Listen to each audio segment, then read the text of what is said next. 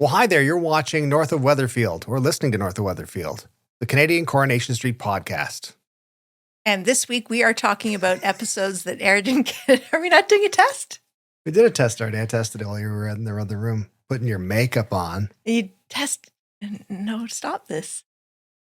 You tested my voice and my microphone? Yeah, I did. All right. It's perfect. Let's try it again. All right. You sure? Start fresh. All right, here we go. Well, hi there. You're watching and or listening to North of Weatherfield, the Canadian Coronation Street podcast. And this week we are talking about episodes that aired in Canada from July 1st to 5th. So if you haven't watched these episodes yet, and you don't want to know what happens, avert your ears. And or eyes. And or eyes, because a lot happened this week.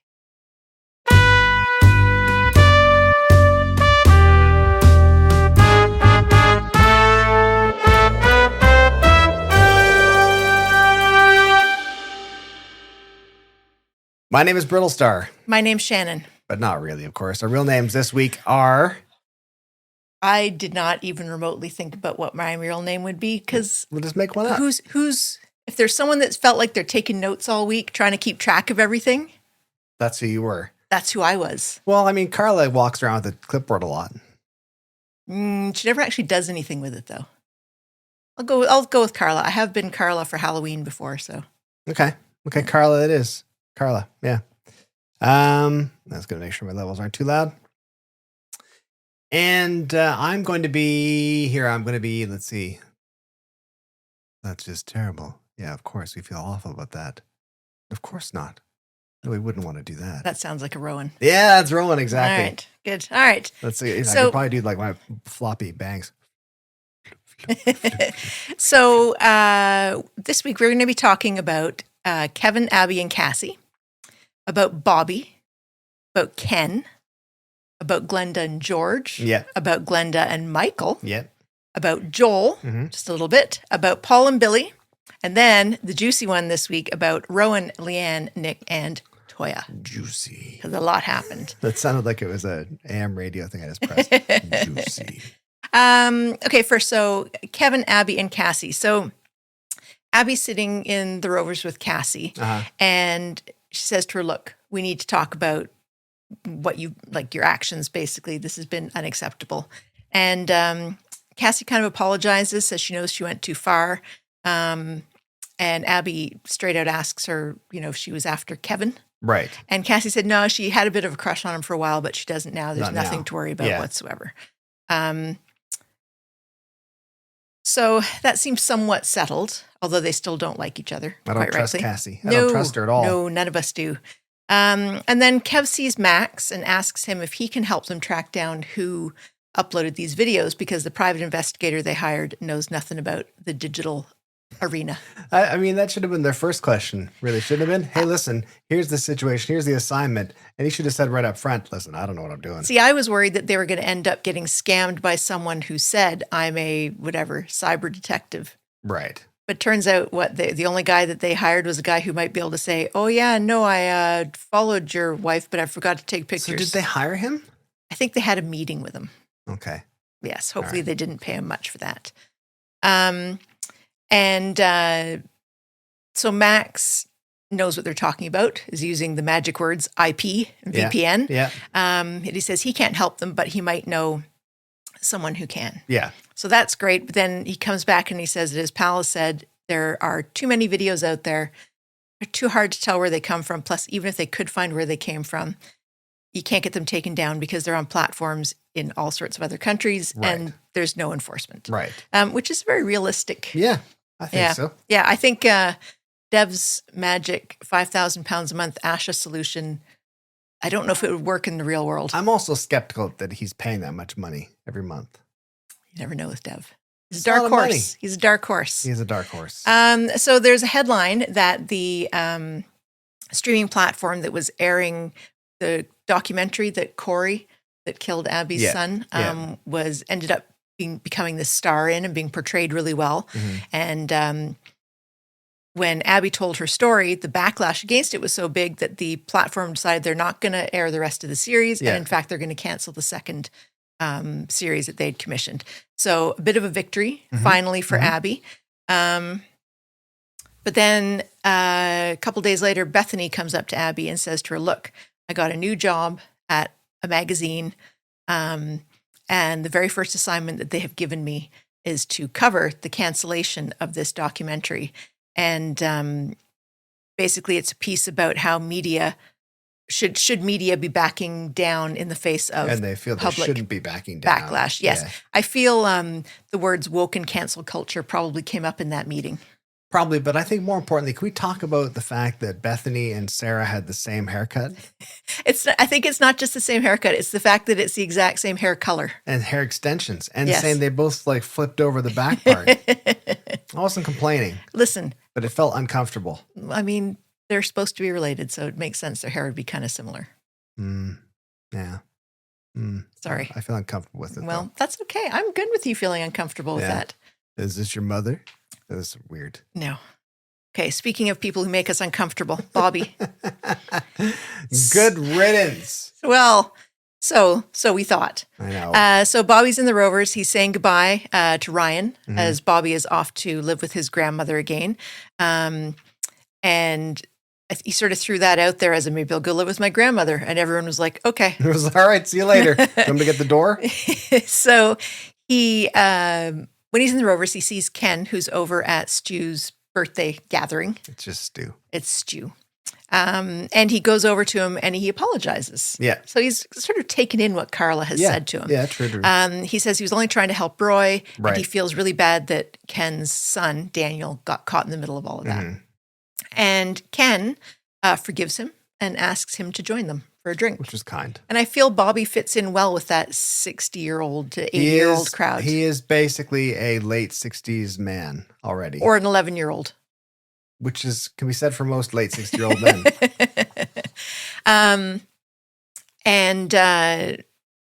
Then on the way back from the toilets, Ken stumbles a bit. Ryan makes a joke about him having a few too many. Yeah. Ken says he thinks he's coming down with something, so he makes his excuses to everyone and he heads out. Bobby's heading out not long after, and everyone agrees that it would be a good idea if he goes and knocks on Ken's door just to make sure Ken's doing all right. Yeah. There's no answer. Bobby peeps through the mailbox and he sees Ken on the floor at the bottom of the stairs. Yeah. So he calls for help. And next scene is in the hospital. It's Yasmin and Bobby who are there. The doctor comes out. They're the ones who've come in with Ken. And Yasmin also tells Bobby that Adam and Daniel are on their way to come in and see Ken. Yeah. Bobby wisely decides he should get the heck out of there because Daniel, on the other hand, has not forgiven him. Yeah. Fair. So he heads out. And then when Bobby goes back to Carla's to finish packing for leaving, Carla has heard about what's happened and Bobby's rolling it. In his kind turn. And she's now taking that lovely looking lasagna out of the oven. And tells him he doesn't have to leave just yet. I'm not happy about that. So is Bobby here to stay now? Probably. He probably is. Yes, I think so. Is he is he growing? Yes, I don't know. He hasn't really grown yet. But I think he will grow as a character. He'll get more interesting. And a bit more aware, do you think? Or is he always going to be oblivious? I think he's going to get a bit more aware. I think he's going to have something happen to him that's going to make him mature a little bit. Because he comes in a little like goofy all the time. Yeah. He's just looking for attention. Yeah. Like some people I know. I don't know what you're talking about. Ken. So Ken is in hospital after this fall. His fall was due to low blood pressure. He has a mild concussion and a fractured pelvis. All things not good when you're 80 or whatever the heck Ken is. Great. When the consultant comes by, she confirms to Adam and Daniel that Ken will be released in a day or two. You're 80. He's 90. 90? Yeah, he's like 92. Yeah, I guess. Yeah, maybe. I think he is. Somebody in the comments, if you've got Google at home. He's going to be released in the next day or two, but he will need round-the-clock care for quite a few weeks, as he won't be able to do anything on his own for quite a while, including toileting, they say. Yeah. Which, I mean, maybe at his age, he's someone who should stay in a little longer. I know we're trying to watch the budget with the NHS, but come on. Yeah. Like, how is this? Anyways, it feels like it's not a money savings idea. Yeah. So Ken is home now. He's living on the ground floor in the front room, which we think is Amy's bedroom now. So at least that's one person we found out where they live. With all the posters of Ryan Duckling. That's my humorous moment. Oh, was that it? That's what your humorous moment was? I didn't see you write it down. I didn't think you were going to choose it. Never mind. We'll cut that part out. And he overhears that Amy has an official rota to get everyone on track because it's Daniel, Adam, Steve, and Amy that are looking after Ken. But Ken's walking around. He's resisting using his walker. He's walking on his own. I mean, obviously, he's not needing help with toileting. No. Because he's just walking around the place. Exactly. So I don't know what was going on with all this. But in any case, Ken isn't liking hearing these arguments, squabbles over swapping shifts and all that kind of thing. Right. And so he says, that's it. Going to do what he wanted to do in the first place and pay for private care. Okay. And then Daniel says, well, how are you going to do that? And Ken says, my savings. And he's like, oh, you're going to use your savings? I don't know. You think Ken was going to go get a part-time job? Pick up a paper route to pay for his care? I think he was shocked because he was thinking to himself, but that's my inheritance. I don't know what else he thought. Yeah. So here is my question. Okay. Is Ken going to have an affair with his carer? Oh, man, that would be amazing. I mean, Ken Barlow from even 10 years ago would have. He might take a swing at it. You know what I mean? He might take a run at it. Yeah. Or a slow shifting walk towards it. A bit of a shuffle. She might shuffle towards it. Yeah, I don't know. Maybe. I feel that they might give him one last hurrah. Do we think? Yeah, I think so. Because I think this is setting us up for his exit from the show. I think he's he's about done. He's tired. He's very tired. He's done an amazing job since 1961, which is crazy. Like he was on there when he was 21 years old. Is that right? Yeah, maybe 18, but yeah. And he's done so well. And you can tell he's slowing down, and his speech is getting a little slower. And I think this is the beginning of a storyline that'll take him out. Whether romance will be part of it, we'll see. I suspect they're not going to let him die. I mean, Emily's still alive. Exactly. I suspect he's going to be like, he might run off with his caregiver to Peru to live with Emily. No, she's in Edinburgh now. Well, he won't go to Edinburgh. It's cold there. So Glenda and George. This is a good Glenda week this week. I'm a Glenda fan. I am less of a fan. Do you just find her, is she a bit too much? Are you intimidated? Yes. So George and Todd have come into the pub, and George is raging because he lost a valuable client due to his temper tantrum he was throwing when he got Glenda's letter saying she was suing him. He tells her the only winner, if they go down this road, will be the lawyers. Yeah. Accurate. Yeah. She tosses him and Todd out. George later comes back saying the same thing and asks her how she plans on paying for the lawyer. And she just sort of looks at him and he says, oh, no, not my 20 grand. And she's like, it's my money. It's not your money. That's right. In an attempt to get served faster, Debbie offers up her services as a mediator for George and Glenda's dispute. Which I thought they took that on too easily. They were like, yeah, it's a great idea. As opposed to being like, no, Debbie, shut up. You're not going to do Well, this meeting seemed to happen later on that same day. Yeah. In the absolutely terrible location of a booth in the Rovers during open hours. Yeah. Mary is sitting next to George, saying she's being Switzerland. Yeah. Jenny is next to Glenda, and Rita is sitting there at the back of the booth. Spectator. And Kirk and Beth are blatantly eavesdropping from the bar. Well, they wouldn't even have to eavesdrop. They just have to sit there. I think, they were facing them. Yeah, I think exactly. They were. Yeah. So Debbie starts by trying to lay out the ground rules. Mm-hmm. And they both immediately start bickering, even going back to George complaining that Glenda ruined his 14th birthday when she was 4. Debbie eventually flees. Mm-hmm. And George says again that if they both hire lawyers, the lawyers will just tell them both everything they already know. Yeah. There's no new information here. No, you're right. He also points out it's actually their dad's fault they're in the mess they're in now. Yeah. Because Dad made a will that was carried out. Yes. Dad didn't put the other will through, or that wasn't his final one. Yeah. The next day, the rest easy, and I've written it rest and then a capital E and a capital Z because I feel they're that kind of classy operation. Yeah, I agree. The rest easy rep comes into the pub, and he's come in right at lunchtime. So George and Todd are there to meet with Glenda, who brings him through for a talk in private in the back. And when they come back out, Rest Easy guy tells George he's looking forward to Shuttleworth's being a part of Easy Rest. Mm-hmm. A Rest Easy. Rest Easy. George is raging. Mm-hmm. The rep leaves. Glenda tells George that she wanted an offer/evaluation, which is very clever because if you get the business evaluated, it's going to cost you, I don't know, £10,000. Yeah. But you just ask someone to make an offer. Yeah. The best way to get an idea of it.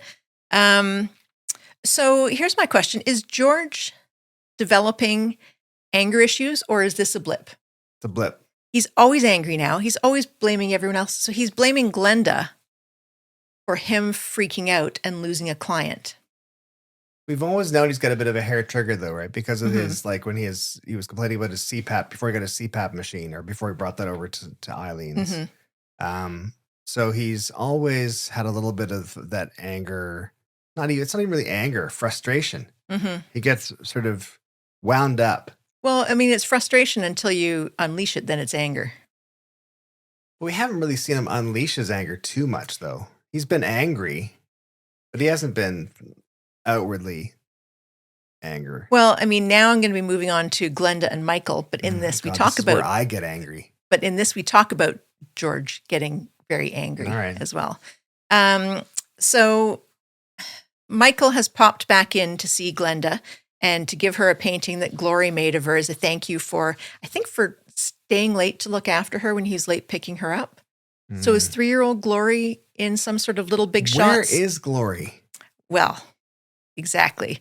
So she tells him about George blaming her for losing a client, and says that she was always the one that was the problem when they were growing up, and that George was their dad's shadow. And Michael asks about mom because you never hear about their mom. No. Michael asks about their mom, and Glenda says her mom always found Glenda to be too much. She wasn't wrong. I didn't say that she should treat her poorly. I just said that she wasn't wrong. So Michael tells her how great she is, how smart and talented she is. Oh, this was the worst. And then he leans in for a big smooch. But what was really funny to me was that literally they were like this far apart. And then you can tell it was like, oh yeah, now it's supposed to be chemistry. And he like moved. I mean, in a much sense, closer. that was true to his character. That was true to Michael's character because he's a bit awkward. He's a bit goofus. And he is just socially awkward. However, as we've talked about for the past few weeks, there has been zero chemistry between those two. Which everyone seems to be agreeing in the comments, even though everyone's like, I like the two of them. Yeah, no, they're both great. But they have no it's chemistry. So unbelievable. It's like, I don't believe these people are remotely interested in each other. Yeah. Well, anyways, the next thing we see is Michael and Glenda sneaking down the stairs. Yeah. All disheveled, both all lovey-dovey, saying goodbye. Michael's got to get back because Gloria will have his breakfast ready for him. Yeah, so he's saying that he has no regrets. So this is the next morning. This just happened suddenly. What happened to Glory? Then they hear Jenny coming, so Michael scarpers. Jenny wants some help scrubbing the pub for opening.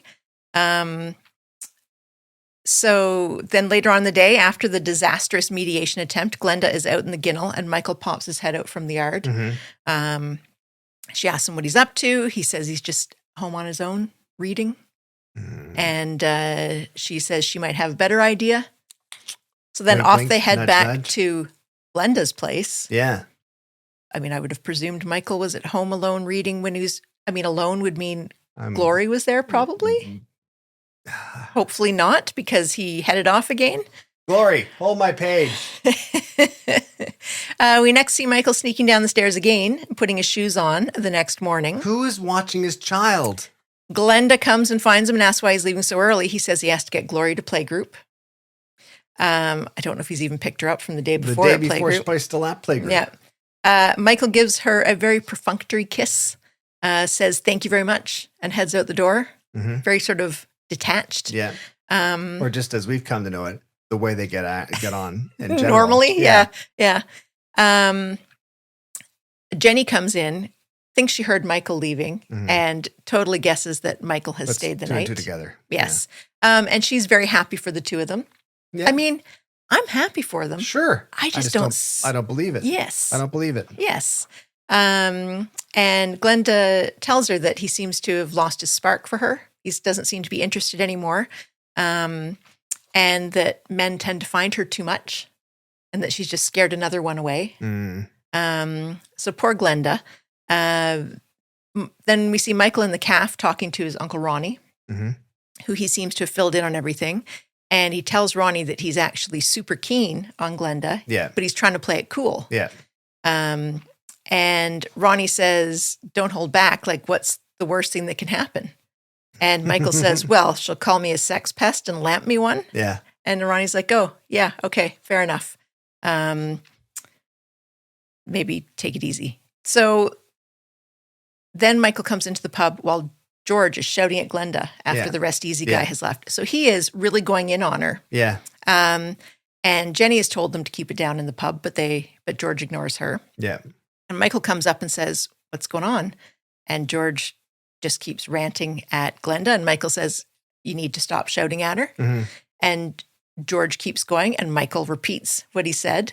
So full mark. I like that Michael was like very calm, but he was like, you're going to stop shouting at this one. Stopping now. Yeah. Yeah. And George asks why he's involving himself. And he says, well, because Glenda and I are an item.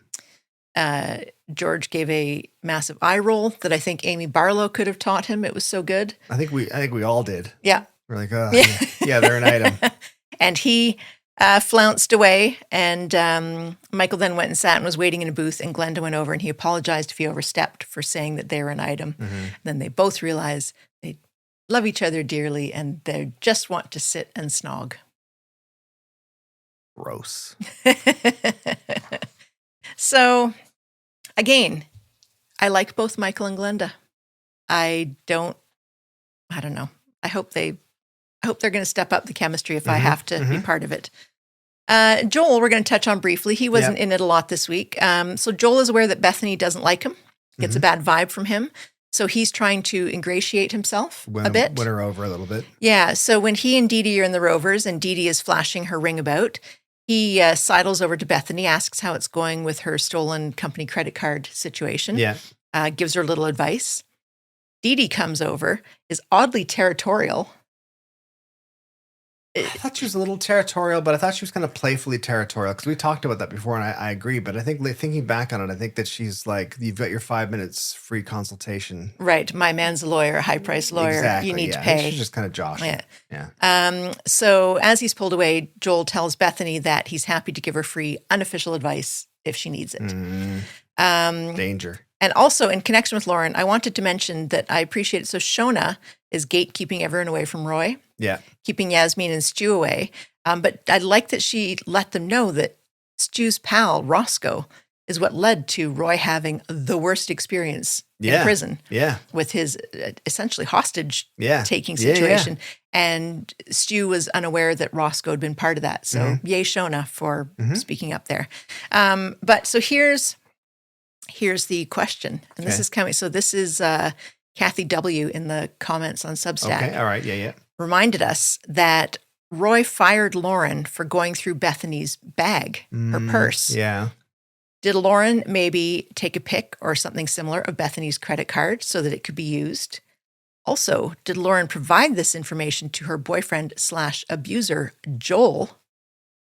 And so is Joel inserting himself into this situation the same way he inserted himself into the Nathan Lauren murder situation? I've lost you here. No, I think you might be onto something. Well, I think Kathy's on. Well, I think Kathy's on to part of it, and I think I'm on to the other part. Well, the two of you are onto it. I think because you might be right, because I think there's. Initially, we talked about the credit card thing, and I was like, but she didn't take the card because Bethany found the card in her wallet. Yeah. But then somebody made a point of saying, like in the show, one of the characters says, well, you can just take pictures of cards these days. And I thought, oh, okay, right. Maybe. Yeah. Okay. There you go. Paul and Billy. So Paul and Billy are at an appointment. Paul's telling the nurse that his torso and his neck are feeling weaker now. She tells him he'll need to soon start wearing his back brace more. He'll soon not be able to safely use the stair lift at the flat. Getting out of the van after the appointment, it starts pouring rain. Billy is rushing to get them inside. Paul stops, turns his face up to the rain, and tells Billy he's not going to be able to do this for much longer. He's soon going to be stuck inside. He wants to experience things. I like that scene. I like that too. And the fact that Billy went, okay, and he just stopped. And Billy got it right away. And he went and stood first time in their entire relationship, in Billy's entire life. He just listened to. He just got it. Yeah. Yeah, I agree.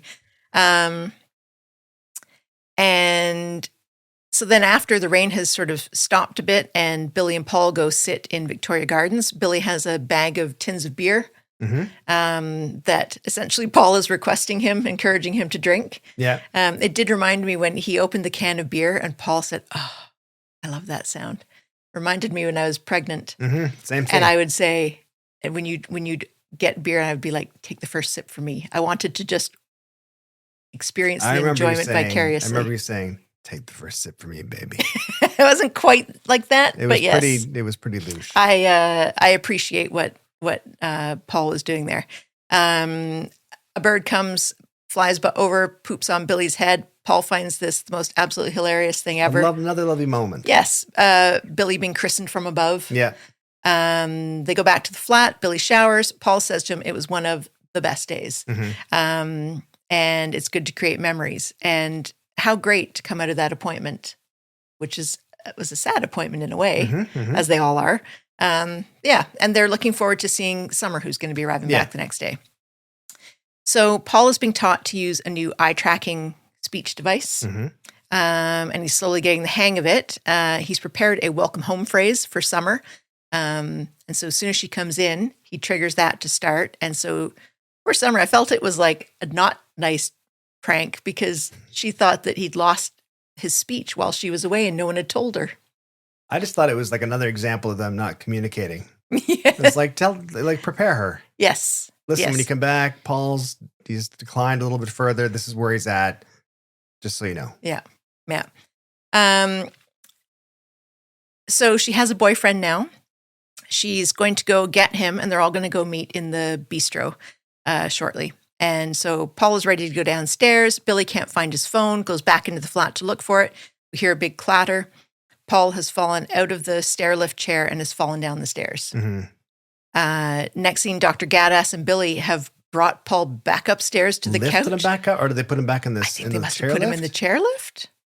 I mean, obviously they must have put him in the literally, it seems easier to call an ambulance and go to the hospital than to take a possibly broken man and put him back in a chair. It did seem, I mean, he's already quite damaged, as it were. Yes. But I mean, it seemed like a dereliction of duty. Yes. And so Dr. Gaddis said nothing was broken, but her hair's also been going down as well.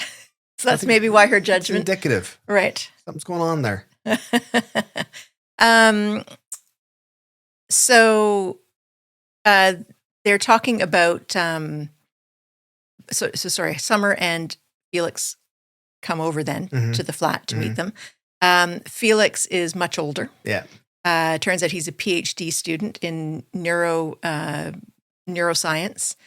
Is a little bit oddly too excited by the fact that Paul has MND. Yes, he felt it was like a little bit like, ooh, look at this specimen. They offer him, Todd's trying to relax things a bit, offers him a beer. He's like, no, I'm going to drink my massive bottle of water instead. Yeah. And then is talking about going to a plant-based restaurant, and it just felt like he wasn't trying to fit in at all with the family. Not at all. Wasn't aware. No, not at all. So Paul has been working on typing out this message that he just wants to share with Billy and Todd. And just as he not presses send, whatever, makes it start speaking, Summer and Felix come in, and the message that goes on and on forever is that Felix is very snobby, and all he does is want to drink his stupid big bottle of water, and then it accidentally repeats. Felix is looping. A snob. Felix is a snob. And poor Paul's face, his eyes, as he's trying to find the bit to look at the thing to stop it. To look at it to stop it. Yeah. Yes. And so Summer then goes to talk to Paul, and he starts crying. Mm-hmm. He's very upset. She calls Billy in, and so it's just Billy and Paul says he's realized that he's going to miss all Summer's milestones from then on. Yeah. So I don't really have a question for this one, but I have a statement of my own stupidity. Okay. So when they were at the appointment and the nurse said that with Paul losing control of his muscles and his torso and that he wouldn't be able to use the stair lift safely any longer, I just thought Paul was never going to be able to go home. I totally missed the fact that, no, he would be at home. He wouldn't be able to go out again. Right. I seem to think that I thought Paul's life was going to be at the bottom of the stairwell. That's it. Yes. The vestibule. I know. I have noticed the part of that's a bunch of those scenes when Summer was coming in, and in a couple of other scenes as well, they've added new Foley, like sound effects. Oh. To, like, you can hear them coming up the stairs. Oh, And then when they leave, they... Oh, very fancy. Yeah, I know. Exactly. Yeah. It's probably just some guy doing that. Probably. Yeah. Okay, so now here's the big one. So Rowan, Leanne, Nick, and Toyah. Mm-hmm. So much happening this week. So much. So Toyah is at the station being interrogated by Kit because at the end of last week, she was arrested for murder. Mm-hmm. They've uncovered the body of an infant. Toyah asks where she is now, thereby admitting that she knows all about this baby. She says Rose was her baby. She never lived.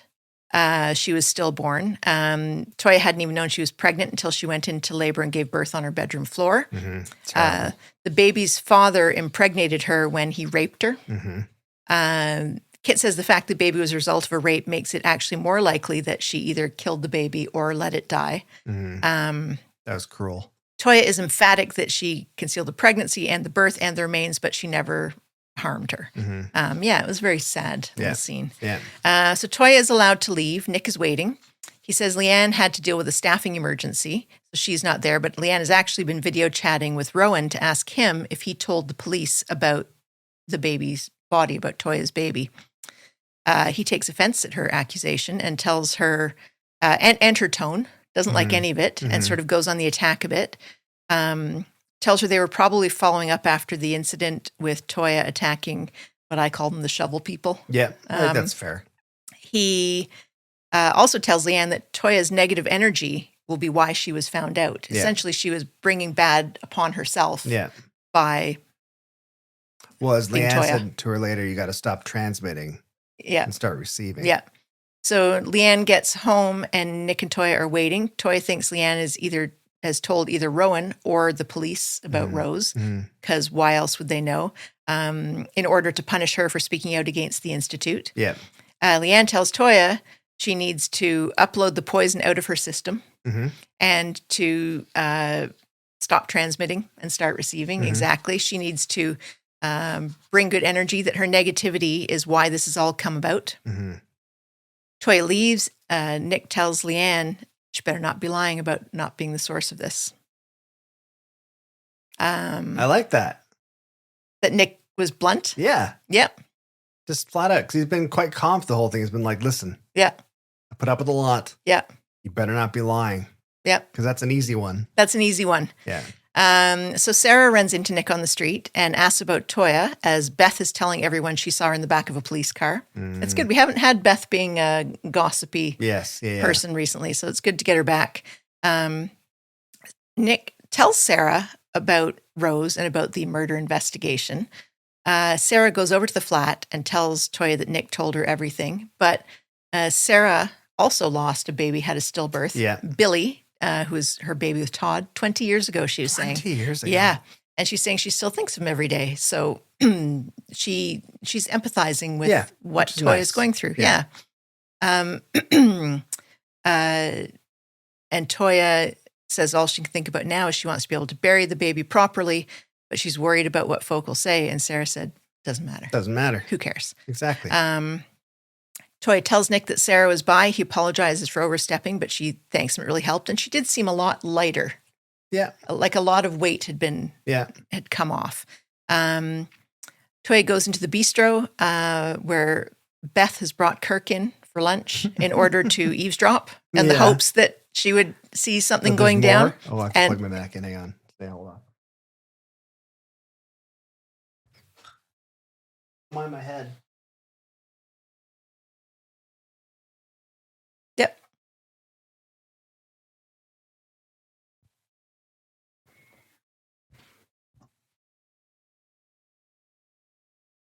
We'll cut to that point. Go back a sentence or two.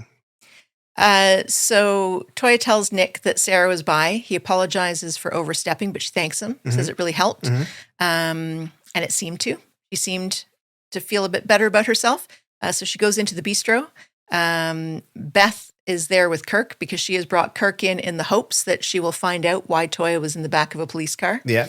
She was not disappointed because Toyah came in. And Beth asks her why she was arrested. Yeah. Pretty blatant. Nick goes on the attack, tells her it was from the charges related to the group who were trying to link Roy to Lauren's disappearance. Basically shames Beth. If you can. I don't think you can shame Beth, but whatever. He tries. Yeah. And then Nick says, oh, by the way, there were some flowers delivered for you. And it's a bunch of yellow roses with a note from Rowan. Dastardly. So Toyah then tells Nick what it means because only Leanne knows about the yellow rose being the symbol for the baby. So she tells Nick about it and that basically, so this is a warning message from Rowan to back off because it's him. He knows this stuff. So now Nick and Toyah are upset because it now has to be Leanne. Yeah. And they confront her again, and she eventually admits that she did tell Rowan, but says that telling Rowan is like telling a priest. It's all in confidence. Yeah, and then Toyah says, apparently not. Apparently not. And Nick later tells Leanne she has to give up the Institute as she is actively hurting her family by being with them. Yeah. Like if Leanne has any sense of reason left in her, it's obvious. Like this is an obvious, a line has been crossed. A demarcation. Yes. I think there's, and we saw that as you go on to further in the story, we saw that I think there's some cracks in the veneer. I mean, I hope. I don't know. So Leanne says that the Institute is making her happy. She shouldn't have to choose between them. Later calls Nick's bluff and packs a bag. Rowan's picking her up. She's going to go stay with him for a few days to give them some space. Nick watches out the window as she goes to get in the car. Rowan gives a big hug. He's all smirky faced. I actually expected him to look up at Nick, but he didn't. Yeah.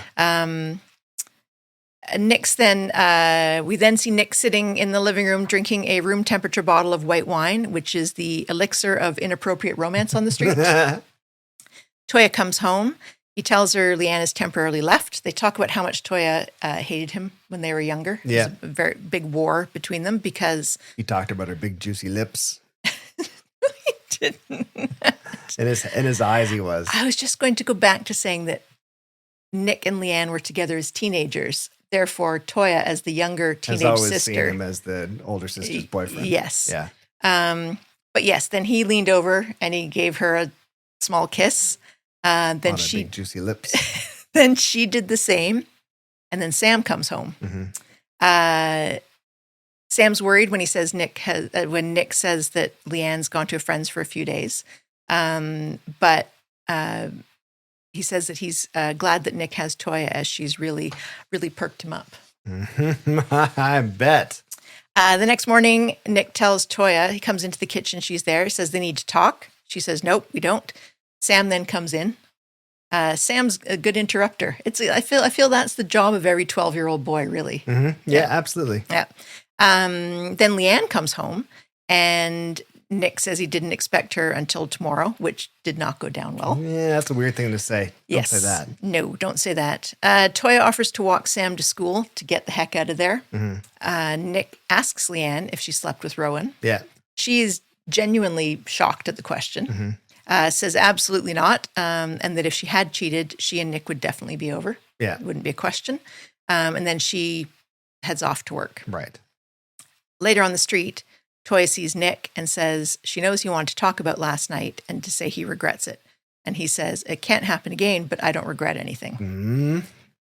Lunch rush starting at the bistro. Rowan comes in with 2 motorcycle helmets. He needs Leanne to come with him now, even though both Leanne and Nick say she can't because it's lunchtime rush. Yeah. He says it's now or never and it won't be long. So she says, okay, I'll go. She goes. They arrive at, I'm going to call it the Institute's Cafe. It's like this weird, it's the cheapest looking set they have on the show. But they've like tried to make it not faux luxurious. It looks like a food court in the, what's it called? The Lands of Food or whatever it's called at Epcot. I was going to say it's kind of like what that Cosmic Cafe or Stargazer Cafe or whatever. It's like what they wanted that to look like. Like a 1986 food court. So they sit down there and he says that they've got a meeting. Can I just interject one more thing? I like the fact that they add the space age aspect to it by putting the salt rock lamp in the middle of the table. Yes. Oh God, this must be spiritual. So she's all exhilarated from this exciting motorcycle ride. Sure. And he says they've got a video meeting with the CEO. And she says, oh, Willow. I didn't think you got to meet Willow until you were level 5. And he essentially says, guess what, baby? That was him opening his laptop to reveal that she must be level 5. That's how they do it in Altavalent Institute. Yeah. So Leanne says she didn't think she'd been there long enough to be a level 5. And Rowan says she's not like all the others. No, Leanne is special. And Willow tells her she's heard good things. And then afterwards, Rowan tells Leanne that she will soon be able to start recruiting, which apparently is a privilege, not a chore. Yeah. Leanne is overwhelmed, and she says she's never been told she's really good at something. She's never been good at anything like this, at anything before. Yeah. Which I don't know. Yeah, she's pretty good at running restaurants, except for when she sets them on fire. Yeah, I mean, exactly. Yeah. Toyah gets a phone call just as she's about to leave for the defamation hearing. Rushes to the hospital. She's been told her sister has been in a motorcycle accident. Yeah. Gets to the hospital. They have no idea what she's talking about. Yeah, set up. Meanwhile, Leanne and Rowan are at court. Leanne thanks Rowan for convincing her to go, but she's a bit worried because Toyah is running late. Goes to try to call Toyah, and Rowan says, phones need to all be off in the courtroom. The judge enters, says that they've had word that the defendant's sister is in hospital after an accident. And Rowan stands up and says, but what are you talking about? Her sister is right here. What are you talking about? Her sister is right here, Your Honor. Look at my hair. Now look at her.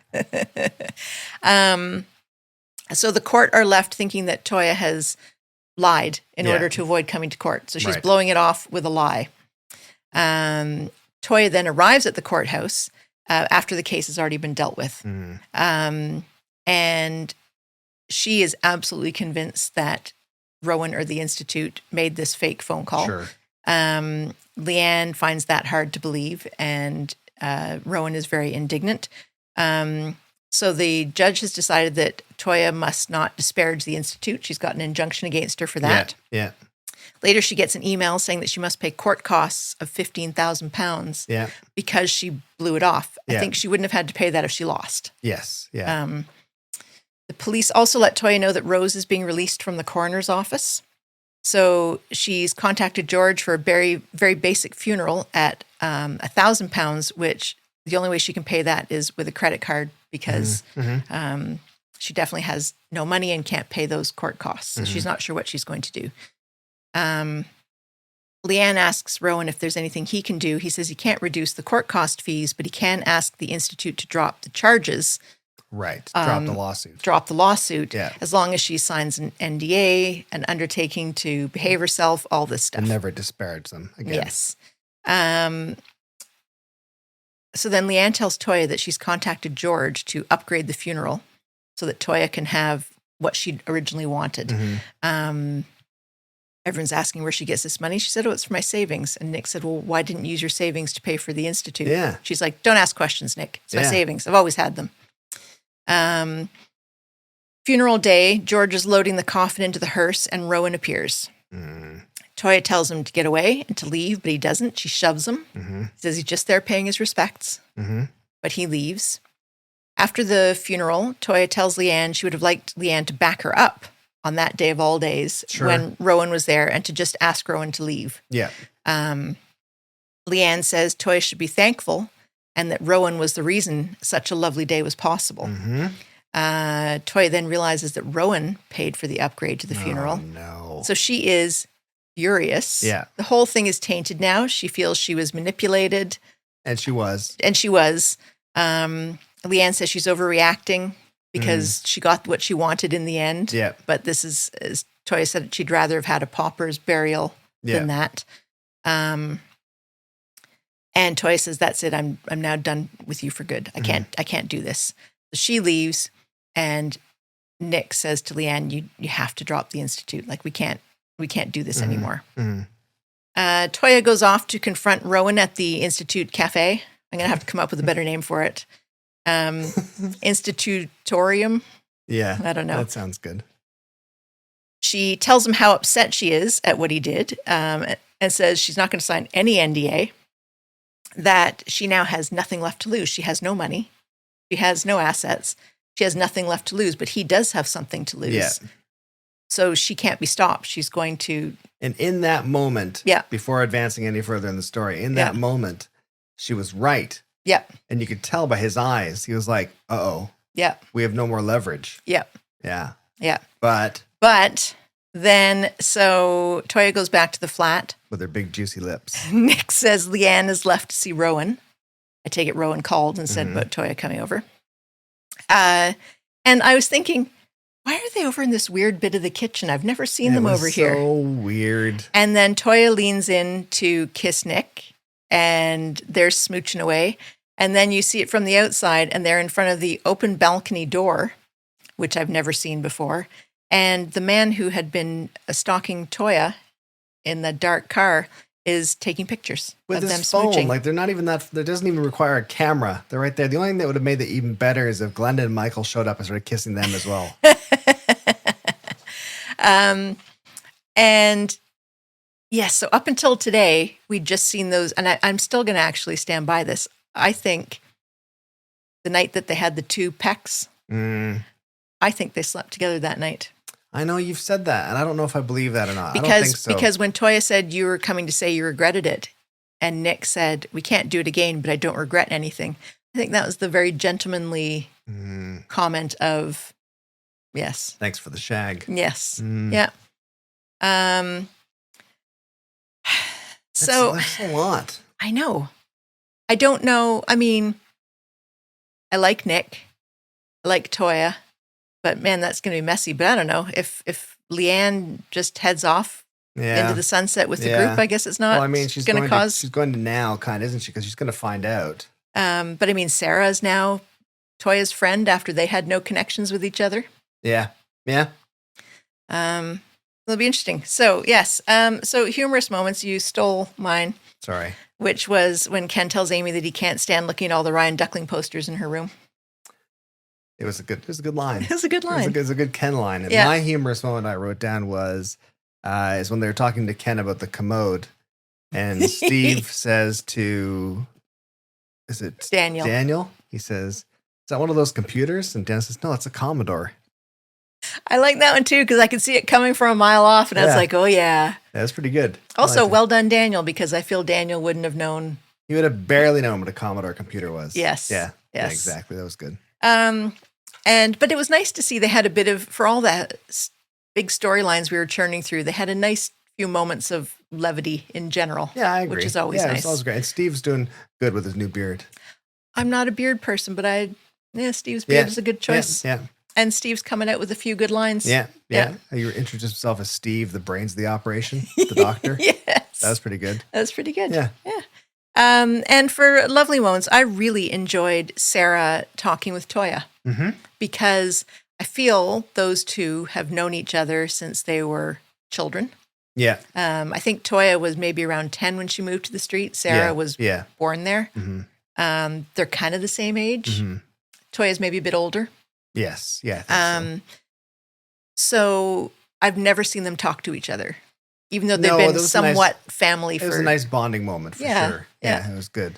My lovely moment was going back to the moment with Billy and Paul in the yeah. rain. It was like because we said Billy got it. He understood the idea that it was like I just want to touch essentially touch grass is the expression, right? Yeah. You know what I mean? Like just sort of be in the moment. Yeah.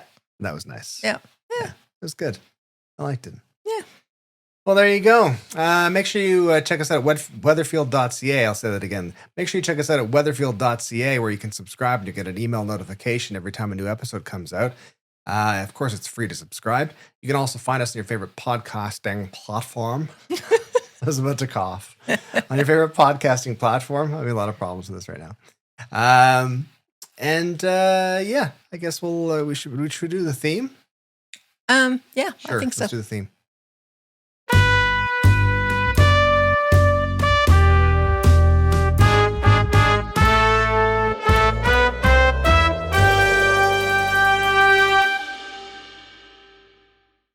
There's so many storylines. How many pages of notes have you made? Now, to be fair, because we're doing this podcast late Friday evening, I did up my font. So I have more pages than normal just because I increased my font size. But I'm not going to, I know you don't like me showing them. No. Why don't you like me showing them? Because it doesn't matter. But yes, I increased my font size to make it but easier. I want people to realize that there are, I'm going to guess about 35 pages of notes there.